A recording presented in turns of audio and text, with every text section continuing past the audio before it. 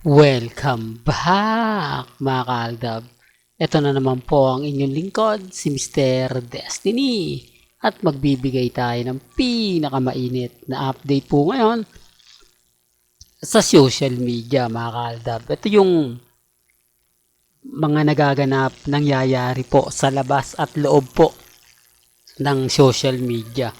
Maraming mga komento, maraming mga sinasabi, maraming mga pahayag na talaga naman pong mapapaisip ka rin, di po ba? Tapos bigla nagte-trending yung salitang bakla, no? Ako, mga kaagdab, sa punto na yan, yung mga issue kay Alden, normal na lang po yan eh. Kasi may pelikula po yung isa. Lahat po ng issue, ibabato po para po umangat ang isang pelikula. Gaya nga po ng kinukwento ko po sa inyo na ginagawa po ito at taktika naman po ito ng management, di po ba? Na magpapakilig, na keso ganito, keso ganyan. Ang importante lang po doon sa mga sinabi ni Alden Richards na magkukunin niyang host si Boy Abunda kapag ipapakilala niya na o i-announce niya na kung sino yung taong karelasyon niya. Oh, ganun lang naman po kasimple. Ganun lang naman po ka linaw yung mga sinabi ni Richard Polkerson. Kaya wag po kayong maniniwala na sila. Ito nga po yung issue yung sa Abante News. May bali-balita na pinakikilig daw po ng mga fans nila Catherine at ni Alden. Kung kilig lang po yung pag-uusapan, kung pakikiligin lang po, di dapat sinabi na kumbaga nanliligaw. Di po ba? Si Alden Richards kay Catherine.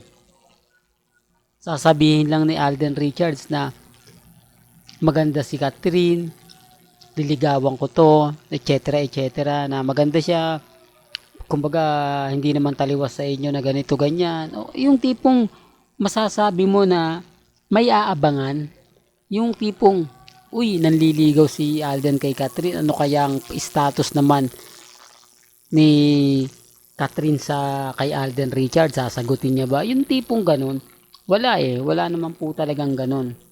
Ang punto na sinasabi ko mga kaaldab, wag po kayong maniniwala na silang Catherine at si Alden Richards ang may relasyon. Wala po. Ito po ang katotohanan na kumbaga misis ni Richard Paul Carson Jr. Oops, issue na naman yan, Mr. Destiny. Kaya nagagalit sa iyo ang mga Alden fanatics at main fanatics. Isama na natin yung cut din. Dahil puro ka fake news, puro ka paasa. Lahat ng mga sinasabi mo, walang kwenta. Okay lang. O ba? Kumbaga kasi ako, bawat update na nakikita ko sa social media, bawat update na nababasa po natin, lalo na po ngayon na talagang kumbaga marami mga Aldab Nation sa USA ang nagpo-post at nagpaparamdam sa mga comment nila na hindi naman talaga sila namimilit, di po ba?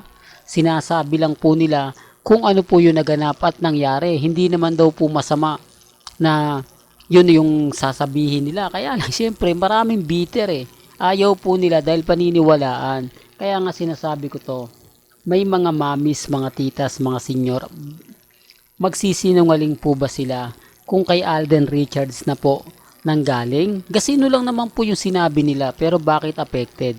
Hindi naman sinabi ni Alden Richards na kumbaga naandun si Mengay. Di po ba? Basta't ngumingiti lang siya, umaayos lang siya, at sasabihin niyang oo. Walang masama sa mga sinabi ni Alden Richards na pumapabor sa Aldab. Ang problema lang po sa kanila, sinasabi nila na ginagamit lang daw po ni Alden Richards ang Aldab sa USA para makakuha ng simpatya, para mas maraming manood, para mas maraming taong tumangkilik sa pelikula nila ni Catherine Bernardo. Yun po yung pinupunto nila na kumbaga nakakalungkot po, di po ba, pagka nababasa mo, hindi, ano na yun, ginagamit lang po kay ni Alden para sa kanyang pansariling interes, para lalo siyang sumikat, para lalong tutukan ng sambayan ng Pilipino, yun ang ginagawa niya. Kaya sabi ko nga po mga kaaldab, papayag nga po ba si Alden na gagawin niya yan? Common sense na lang po. Hindi po siya mabibigyan ng mga biyayang ganyan. Kung real talk to, kung manlilin lang po siya. Kung ginagamit niya po yung mga mamis para lang po sa kanyang pansariling interes. Di po ba? O boldo baka sabihin nyo, ikaw nga Mr. Destiny, ginagamit mo si Alden Richards para sa mga vlogs mo, para sa mga content mo, para ka lang dumami followers mo, para dumami yung ano mo, ginagamit mo sila. Remind ko lang po, Aldab Nation na po ako since 2015. Hindi po ako nagbago. Wala po akong content na binago.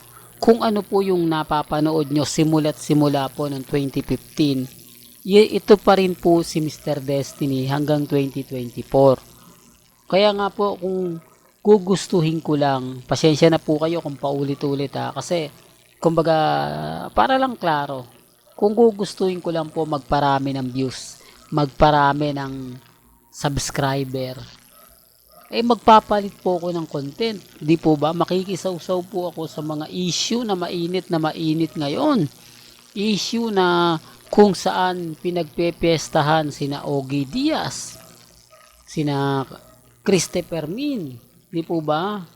Lalo na po ang TVJ, Showtime. Kung kukunin ko lang yung mga pahayag ng Showtime, tapos yung pahayag ng Eat Bulaga, di may update na ako. Pupunta lang ako sa social media, gaya nga po ngayon. Trending na naman po yung mga ilang netizen. Tapos gagamitin ko na naman po yun. Di lahat na malalaman nyo. Updated po kayo. Once na pumutok, agad-agad ibabalita ni Mr. Destiny. Yan ang sinasabi ko na hindi nila ako naintindihan.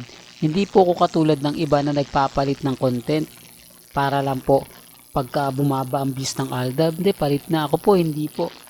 Kita nyo naman po hanggang ngayon nananatili tayong kampante, nananatili tayong matatag. Balikan ko po mga ka-Aldab yung kay Heaven.